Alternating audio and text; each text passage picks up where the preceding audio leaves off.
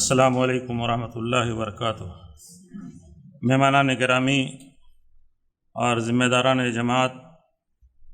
اور ملک کے مختلف حصوں سے شریک اس کیمپ میں علماء کرام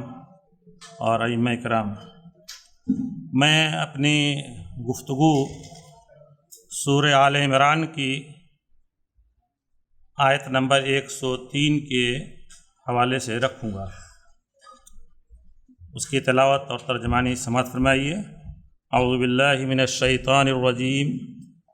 بسم اللہ الرحمن الرحیم، واعتصموا بحبل اللہ جميعا ولا تفرقوا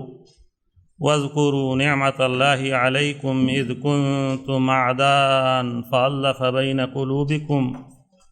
فاصبحتم بنعمته اخوانا وَكُنْتُمْ عَلَى شَفَا حُفْرَةٍ مِّنَ النَّارِ فَأَنْقَذَكُم مِّنْهَا كَذَلِكَ يُبَيِّنُ اللَّهُ لَكُمْ آيَاتِهِ لَعَلَّكُمْ تَهْتَدُونَ۔ اللہ کی رسی کو مل جل کر مضبوطی سے تھام لو، تفرقے میں نہ پڑو۔ اللہ کے اس احسان کو یاد کرو جو اس نے تم پر کیا کہ تم آپس میں دشمن تھے، بس اس نے تمہارے دلوں کو جوڑ دیا، اپنے احسان سے تمہیں بھائی بھائی بنا دیا۔ تم جہنم کے گڑھے کے کنارے تھے، اللہ نے تمہیں اس سے بچا لیا۔ اسی طرح سے اللہ اپنی آیات بیان کرتا ہے تاکہ راہیاب ہو۔ یہ آیت اعتصام باللہ بکتاب اللہ ہے یا اعتصام بحبل اللہ ہے۔ اس کے پہلے جو آیت ہے وہ آیت اعتصام باللہ کی ہے، اور اس میں یہ بات بتائی گئی ہے کہ مومنو تم اللہ کے ہو جاؤ، اللہ کا تقوی، اس کا خوف، اور پوری زندگی اسی کے ہو کے رہو۔ فرمایا گیا یا ایھا الذین آمنوا اتقوا اللہ حق تقاتہ ولا تموتن الا وانتم مسلمون۔ یہ جو اعتصام باللہ ہے، اللہ کا ہو کے رہنا اور اس کا تقوی زندگی بھر اختیار کرنا، اس سے جو قوت ملتی ہے اور جو طاقت ملتی ہے، پھر اس طاقت کو مزید آگے بڑھا کر کے دوسری آیت میں فرمایا گیا ہے کہ اللہ کی رسی کو مضبوطی سے مل جل کر کے تھام لو اور تفرقے میں نہ پڑو۔ اس کے بعد اس بات کو، اللہ کی رسی کو مضبوطی سے تھامنے کے لیے ماضی قریب سے ایک منظرنامہ پیش کیا گیا ہے، ایک شہادت پیش کی گئی ہے۔ یہ آیات جیسا کہ معلوم ہے کہ مدنی ہیں اور ہجرت مدینہ کے چند سالوں کے بعد کی ہیں۔ اشارہ یہ ہے ماضی قریب کی طرف کہ اسلام کے آنے سے پہلے عرب کی کیا حالت تھی، آپس میں ان کی کتنی لڑائیاں تھیں، کیسی دشمنیاں تھیں، ایک دوسرے کے جان کے کیسے پیاسے تھے، کتنی عصبیتیں ان کے اندر تھیں، قبیلے کی عصبیت، حسب و نسب کی عصبیت، رنگ و نسل کی عصبیت، معلوم نہیں کتنی کتنی عصبیتیں تھیں۔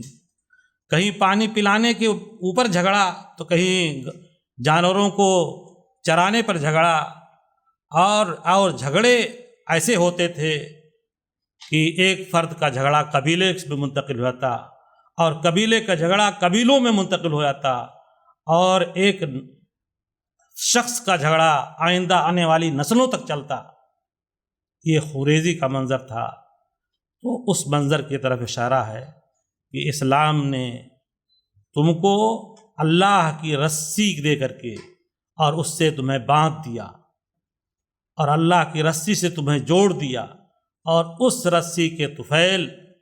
تم بھائی بھائی، تمہارے دلوں کو جوڑ دیا، تم کو بھائی بھائی بنا دیا۔ اس میں اشارہ اس طرف بھی ہے کہ کس طرح سے ہجرت کے بعد انصار و مہاجرین کے اندر اخوت کا کیا ماحول پیدا ہوا، اوس اور خزرج مل کر کے کس طرح سے ایک ہو گئے، اور پھر وہ منظر بھی دیکھا لوگوں نے جو بدر میں دیکھا کہ بھائی بھائی کے مقابل میں ہے، باپ بیٹے کے مقابلے میں ہے، اور چچا بھتیجے کے مقابلے میں ہے، اور ماموں بھانجے کے مقابلے میں ہے۔ ایک قبیلے کے لوگ، ایک خون کے لوگ سب آپس میں مقابل میں ہیں۔ اس اللہ کی رسی کے طفیل حضرت مصعب بن عمیر جب اپنے بھائی کو دیکھتے ہیں کہ قیدی ہو کے آیا ہے، اسے باندھا جا رہا ہے، ایک انصاری صحابی اسے باندھ رہے ہیں، تو وہ کہتے ہیں کہ کس کے باندھنا، نکل نہ جائے۔ ان کے بھائی مصعب بن عمیر رضی اللہ عنہ کی طرف دیکھتے ہیں اور کہتے ہیں کہ تمہارا خون پانی ہو گیا ہے، میں تمہارا بھائی نہیں ہوں۔ حضرت مصعب بن عمیر کہتے ہیں کہ آج کے دن تم میرے بھائی نہیں ہو، یہ انصاری میرا بھائی ہے جو مجھے باندھ رہا ہے۔ حضرات، یہ ہے حبل اللہ کی نعمت، اور حبل اللہ کے فضائل ہیں کہ اس کی وجہ سے سب بھائی بھائی ہو گئے، اور ایک ایسے رشتے میں جڑ گئے، ایک ایسی رسی میں بندھ گئے جو رسی نہایت ہی محکم ہے، خونی رشتوں سے، قبائل کے رشتوں سے، زبان کے رشتوں سے، ہر طرح کے رشتوں سے اور ہر طرح کی عصبیتوں سے بلند ہے۔ اللہ تبارک و تعالیٰ نے اس فضل کا اور اس احسان کا ذکر دوسری جگہ کیا ہے کہ اگر تم زمین کی ساری دولت چاہتے کہ جمع کر کے اور لوگوں کے دلوں کو جوڑ دیتے تو نہیں جوڑ پاتے۔ اللہ تبارک تعالیٰ نے تمہارے دلوں کو جو جوڑا ہے اور ایک کر دیا ہے، ایک پلیٹ فارم پر اور ایک جگہ تمہیں اکٹھا کر دیا ہے، یہ عظمت اور یہ رشتہ تمہیں کچھ پیسے خرچ کر کے اور کچھ کر کے تم نہیں کر سکتے تھے۔ لو انفقت ما فی الارض جميعا ما الفت بین قلوبہم ولکن اللہ الف بینہم انہ عزیز حکیم۔ اللہ تبارک تعالیٰ نے اس رشتے کو اور اس رسی کو پکڑے رہنے کے لیے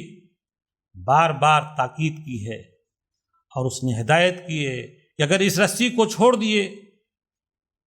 تو پھر تم کمزور ہو جاؤ گے اور تمہاری ہوا اکھڑ جائے گی۔ چنانچہ فرمایا اللہ تعالیٰ نے اطیعوا اللہ ورسولہ ولا تنازعوا فتفشلوا وتذهب ريحكم، کہا اللہ اور اس کے رسول کی اطاعت کرو، آپس میں جھگڑو نہیں کہ تم کمزور ہو جاؤ، ناکام ہو جاؤ اور تمہاری ہوا اکھڑ جائے۔ محمد رسول اللہ صلی اللہ علیہ وسلم نے مومنین کی اس جماعت پر کو اسی رشتے میں باندھ کر کے اور کہا یہ کل بنیان ہے، المؤمن للمؤمن کل بنیان، ایک عمارت کی طرح سے، یشد بعضهم بعضا، ایک دوسرے کی تقویت پہنچاتے ہیں۔ اور آپ صلی اللہ علیہ وسلم نے اپنے ہاتھ کے اشارے سے انگلیوں کو ملا کر کے کہا کہ وہ ایک دوسرے کو تقویت اس طرح سے پہنچاتے ہیں۔ آپ صلی اللہ علیہ وسلم نے ایک دوسری حدیث میں جسد واحد سے مثال دی اور کہا کہ اگر ایک عضو کو تکلیف پہنچتی ہے، جسم کے کسی ایک حصے کو تکلیف پہنچتی ہے، تو سارا جسم اس درد اور اس کسک کو محسوس کرتا ہے۔ تو اس امت کا اس آیت میں جو بات بتائی گئی ہے وہ کہ اللہ کی رسی کو مضبوطی سے تھام لو، اور آخری حصے میں اس آیت کے بتایا گیا ہے کہ اللہ کی رسی نہ ہونے کی شکل میں جہنم کے کھٹ کے آگے پاس جس طرح سے پہنچ گئے تھے، اسی طرح سے اگر اللہ کی رسی آج بھی چھوڑ دی جائے گی اور اس کی پرواہ نہ کی جائے گی تو وہی انجام ہمارا ہوگا۔ محترم بھائیوں، اس آیت کے پہلے آیت میں جو قوت اور طاقت انفرادی طور پر تقویٰ کے ذریعے سے ملی اور اجتماعی طور پر جو طاقت اعتصام بحبل اللہ کے ذریعے ملی، ان دونوں کا مقصد اور مشن کیا ہے؟ اگلی آیت میں کہا وَلْتَكُن مِّنكُمْ أُمَّةٌ يَدْعُونَ إِلَى الْخَيْرِ يَأْمُرُونَ بِالْمَعْرُوفِ وَيَنْهَوْنَ عَنِ الْمُنكَرِ وَأُولَٰئِكَ هُمُ الْمُفْلِحُونَ۔ اجتماعیت جو اکٹھا کی گئی، امت کو جو ایک رسی میں باندھا گیا، اس کا مشن اور مقصد بھی دیا گیا، اور مشن دیا گیا وہ امر بالمعروف کا، نہی عن المنکر کا، شہادت حق کا، اقامت دین کا، تبلیغ دین کا، اشاعت دین کا۔ الفاظ اور تعبیر الگ الگ، قرآن مجید میں بھی مختلف تعبیر ہے، مختلف جگہوں پر بیان کیا گیا ہے۔ تو قرآن مجید اس امت کو جس رسی سے باندھا گیا اور جس اس پر کھڑا کیا گیا، اس کا مشن اور مقصد بھی طے کر دیا گیا۔ افسوس یہ ہے کہ جس وحدت کا اور جس اللہ کی رسی کو پکڑنے کی بات کہی گئی تھی، آج مسلمان اور ہم بہت سارے گھنودے ہم نے بنا لیے، بہت ساری دیواریں چھوٹی چھوٹی بنا لی ہیں، اور اس حبل اللہ کی دیوار کو توڑنے کے لیے، اس سے اونچا اٹھانے کے لیے ہم نے اپنی دیوار کو اونچی کرنی شروع کر دی ہے، جس کا نتیجہ ہے کہ ہم دیکھ رہے ہیں کہ امت کی وحدت پارا پارا ہے، اور رسوائی اور ذلت کی جو کیفیت ہے وہ، اور بے وزنی کی جو کیفیت ہے وہ بھی ہم دیکھ رہے ہیں۔ تو اس امت کی عزت اور اس کی بلندی اسی میں ہے کہ حبل اللہ کو پکڑے، اور چھوٹی چھوٹی چیزوں کو اور چھوٹے چھوٹے گھرودوں کو اور چھوٹے چھوٹے مسائل پر الگ الگ ہم امتیں نہ بنائیں، اور دوسرے لوگوں کو اس سے امت سے خارج نہ کریں۔ یہ بڑا افسوسناک معاملہ یہ ہے۔ ہم سب اس میں، علماء کرام بھی، ہم بھی اس میں کسی نہ کسی حد تک شریک ہیں کہ تنابز بالالقاب، دوسرے گروہوں، دوسرے مسلکوں، دوسرے لوگوں کو برے الفاظ سے یاد کرنا، برے تعبیرات سے یاد کرنا، ان پر طعن و تشنیع کرنا اور اس طرح کی چیزیں کرنا، یہ سب ہم نے حبل اللہ یعنی اخوہ الاسلامیہ کا جو تقاضا تھا، اس تقاضے کو توڑ کر کے ہم نے اخوہ اسلامیہ کا، اسلامی وحدت کا جو تقاضا تھا اسے چھوڑ دیا، جس کے نتیجے میں آج ہم جس چیز کو دیکھ رہے ہیں ملت میں، اور جو منظر ہمارے سامنے ہے، وہ اس کا مشاہدہ کر رہے ہیں۔ ضرورت ہے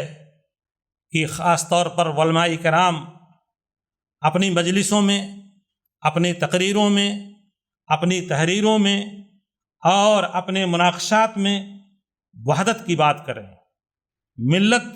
بحبل اللہ کی بات کریں، اللہ کی رسی کو مضبوط کرنے کی بات کریں، اور لوگوں کو ملت سے خارج کرنے کا کام ختم کر دیں۔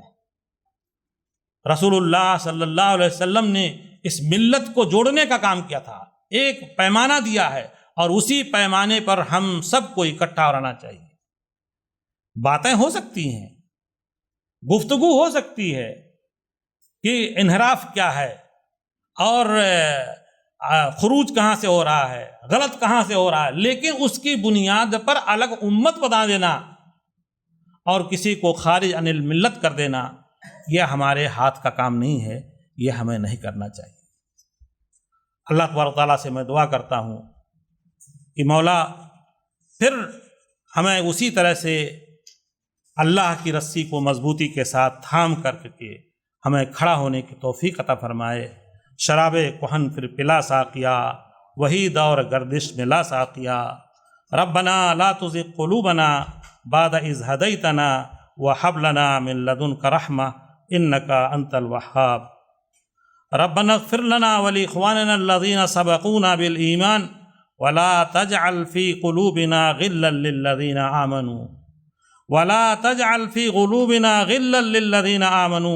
ربنا انک رؤوف رحیم۔ هذا وصلی اللہ علی نبینا محمد وعلی آلہ واصحابہ اجمعین، وآخر دعوانا الحمد للہ رب العالمین۔ السلام علیکم۔